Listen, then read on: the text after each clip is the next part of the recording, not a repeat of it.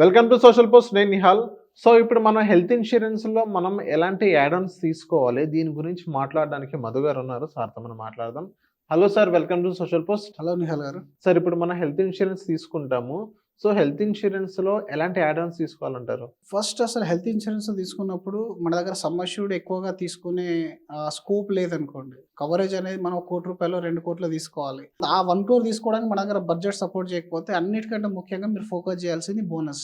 Okay. మీరు తీసుకునే కవరేజ్కి ఎంత బోనస్ ఇస్తున్నారు? 100% ఇస్తున్నారా? 50% ఇస్తున్నారా? 10% ఇస్తున్నారా? ఇస్తే ఎన్ని సంవత్సరాలు ఇస్తున్నారు?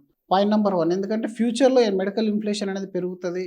వన్స్ మీకు ఏదైనా క్రోనిక్ ఇష్యూ వచ్చిందని అంటే మీ సమ్ అష్యూర్డ్ అనేది పెంచరు. ఈ 2 సందర్భాల్లో కూడా మీకు మనీ అనేది మళ్ళీ ఎఫెక్ట్ అయిపోతుంది. కాబట్టి ఒక ప్రాపర్ బోనస్ రైడర్ అనేది మీరు ఇంక్లూడ్ చేసుకోవాలి, ఒకవేళ మీరు కనుక హయ్యర్ సమ్ అష్యూర్డ్ కానీ తీసుకోకపోతే. సెకండ్, మళ్ళీ మెయిన్ ఇంపార్టెంట్ యాడ్ ఆన్ ఏంటి అంటే కన్జ్యూమబుల్ రైడర్స్ అనేటివి ఇన్బిల్ట్ ఉండదు. ఒక్కొక్కసారి మనకు పీపీ కిట్, గ్లౌజులు ఇవన్నీ ఏంటంటే ఆల్మోస్ట్ 10% ఆఫ్ ద బిల్ చేస్తారు. అందుకని చెప్పేసి అక్కడ మీరు నాన్ కన్జ్యూమబుల్స్ రైడర్స్ అనేది యాడ్ చేసుకోవాలి. అందులో 2-3 టైప్స్ ఆఫ్ కన్జ్యూమబుల్ రైడర్స్ ఉన్నాయి. కొన్ని కంపెనీస్ 2 రకాల లిస్ట్గా విడగొట్టాయి.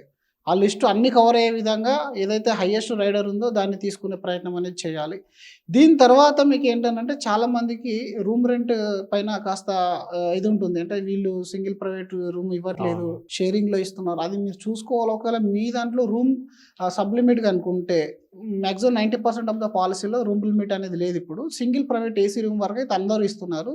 మీకు ఒకవేళ సింగిల్ ప్రైవేట్ కంటే ఎక్కువ వెళ్ళాలి అనుకుంటే ఎనీ రూమ్ రైడర్ అనేది మీరు తీసుకోవాలి. ఎనీ రూమ్ రైడర్ మీరు తీసేసుకుంటే మీరు విఐపీ కానీ డీలక్స్ కానీ జనరల్గా మీరు వెళ్ళే ఛాన్స్ అనేది ఉంటుంది. దీని తర్వాత కొంతమందికి టర్మ్ ఇన్సూరెన్స్ ఉండదు, అంటే ఎలిజిబిలిటీ కూడా ఉండదు. అలాంటి సందర్భాల్లో వాళ్ళకి పర్సనల్ యాక్సిడెంట్ ప్లాన్ తీసుకోవాలనుకుంటే పే స్లిప్స్ అడుగుతారు. పే స్లిప్స్ కూడా లేకుండా ఓన్లీ హెల్త్ ఇన్సూరెన్స్లో మీకు యాక్సిడెంటల్ రైడర్ కూడా ఉంటుంది. ఈ యాక్సిడెంటల్ రైడర్ మీకు 50 లక్షల వరకు కవరేజ్ అనేది ఇస్తుంది. ఇన్ కేస్ ఆఫ్ మనకి ఏదన్నా ఎమర్జెన్సీ అయ్యి పర్మనెంట్ డిజేబుల్డ్ అయిపోయినా, డెత్ అయిపోయినా కవర్ అయ్యే విధంగా రైడర్ ఉంటే అది తీసుకోవడం అనేది చాలా మంచిది. ఇంకా పోతే ఏంటంటే కొంతమందికి ఎన్ఆర్ఐస్ ఉంటారు. ఎన్ఆర్ఐస్ డెఫినెట్గా ఇంటర్నేషనల్ కవరేజ్ ఉండే విధంగా చూసుకోవాలి.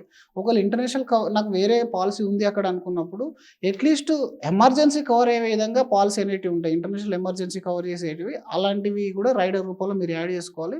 దీని తర్వాత కొంతమంది ఉమెన్స్కి ఈ మధ్యలో మనం చూస్తున్నాం, అంటే ఎవ్రీ మమ్మోగ్రామ్ చేసుకోవాలి, బిస్ట్ స్క్రీనింగ్ చేసుకోవాలి. ఎందుకంటే కొన్ని రకాల క్యాన్సర్ని మనం ముందుగానే అవాయిడ్ చేయాలి అనుకుంటే ఏదైతే పాలసీలో మీకు ఉమెన్కి సంబంధించిన కొన్ని రకాల టెస్టులు ఉంటాయో వాటిని ఇన్బిల్ట్గా మనం లేకపోతే రైడర్ రూపంలో యాడ్ చేసి అనేది తీసుకోవాలి. అండ్ థర్డ్ థింగ్ ఏంటంటే చాలా మందిలో చిన్నపిల్లలు ఉంటారు. చాలామంది ఆ చిన్నపిల్లలు ఏంటంటే హాస్పిటల్లో అడ్మిట్ అవ్వరు, అలాగని ఇంట్లో ఖాళీగా ఉండరు. ఏదో ఒక చిన్న జబ్బు రావడం, దాన్ని లోకల్ ప్రాక్టీషనర్ దగ్గర 5,000 10,000 ఖర్చు చేయడం, ఇట్లా కంటిన్యూస్ అవుతుంది. కొంతమందికి 2-3 కిడ్స్ ఉన్న వాళ్ళకి వాళ్ళు ఓపీడీ రైడర్ అనేది ఆప్ట్ చేసుకుంటే కాస్త బెనిఫిట్ అనేది ఉంటుంది.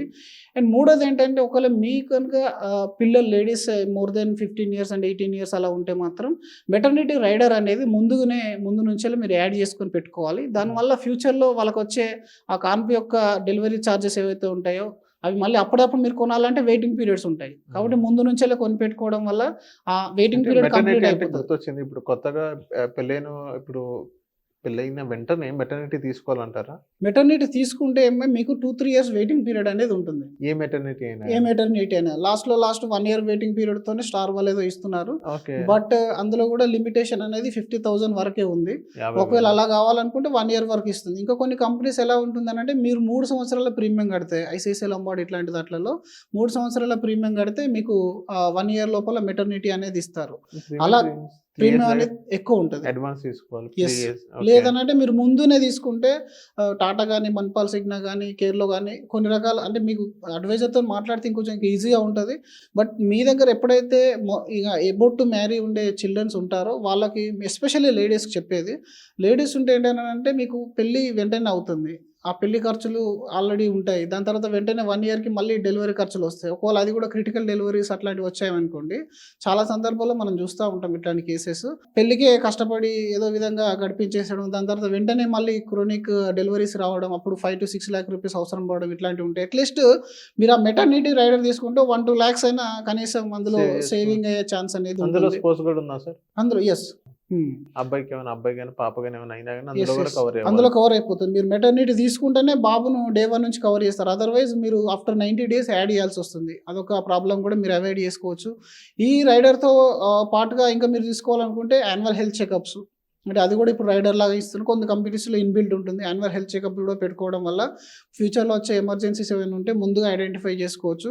ఇలా బేసికల్గా రూమ్ రెంట్ రైడర్స్, ఆ తర్వాత మనం చెప్పిన ఈ 4-5 రైడర్స్ అయితే మ్యాండేటరీగా మీరు చూసుకోవాలి. ఇప్పుడు కొత్తగా వచ్చింది ఇన్ఫినిటీ రైడర్స్ అని వచ్చాయి. అంటే మీరు ఇప్పుడు బోనస్ ఆఫ్టర్ 5 ఇయర్స్లో ఓకే పెద్ద సమస్య వస్తుంది. బట్ మీరు ఇప్పుడు 10 లక్షలు తీసుకున్నారు because of your budget limit. ఈ 10 లక్షల్లో మీకు 50 లక్షల క్లెయిమ్ వస్తే పరిస్థితి ఏంటి? అందుకని కొన్ని కంపెనీస్ ఇన్ఫినిటీ రైడర్ ఇస్తున్నాయి. అంటే మీరు లైఫ్ టైంలో ఒక్కసారి ఎంత కవరేజ్ అయినా సరే లిమిట్ లేకుండా క్లెయిమ్ ఇచ్చే రైడర్స్ ఉన్నాయి. అన్లిమిటెడ్ అని చెప్పేసి రైడర్ కానీ లిమిట్లెస్ రైడర్ కానీ అంటారు. అలాంటి రైడర్ను మీరు యాడ్ చేసుకోవాలి పాలసీలో. మీరు రిన్యువల్ టైంలో అయినా, మీరు రిన్యువల్ టైంలో ఇవ్వరు కొత్తగానే మరి యాడ్ చేసుకోవాల్సి వస్తుంది. అలాగే మీకు క్రోనిక్ ఇష్యూ వచ్చిందంటే ఇలాంటి రైడర్స్ ఏమి కూడా ఇవ్వరు. కాబట్టి మీరు ఎలాంటి ఇష్యూ రాకముందే హెల్త్ పాలసీ తీసుకోవడం ఇంపార్టెంట్. తీసుకున్నప్పుడే ఈ రైడర్స్ అన్ని కూడా ప్రాపర్గా చూసుకొని. అండ్ థర్డ్ థింగ్, ఒక సజెషన్ మనం ఇచ్చేది ఏంటంటే ఈరోజు ప్రీమియంను మీరు అసెండింగ్ డిసెండింగ్ చేయకండి. అలాగే ఒక్కరి సజెషన్ పైన వెళ్ళకండి. మీరు హాస్పిటల్స్లో ఫీడ్బ్యాక్ అనేది తీసుకోండి.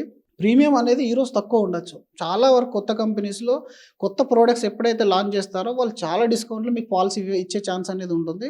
మనం లాస్ట్ 6-7 ఇయర్స్లో చాలామంది చెప్తూ వచ్చాము, ఏదైతే తక్కువ ప్రీమియం ఉంటుందో 1-2 సార్లు ఆలోచించి తీసుకోవాలని. చాలామంది తర్వాత కోవిడ్లో ఇబ్బంది పడ్డారు. ఇప్పుడు కూడా అంతే.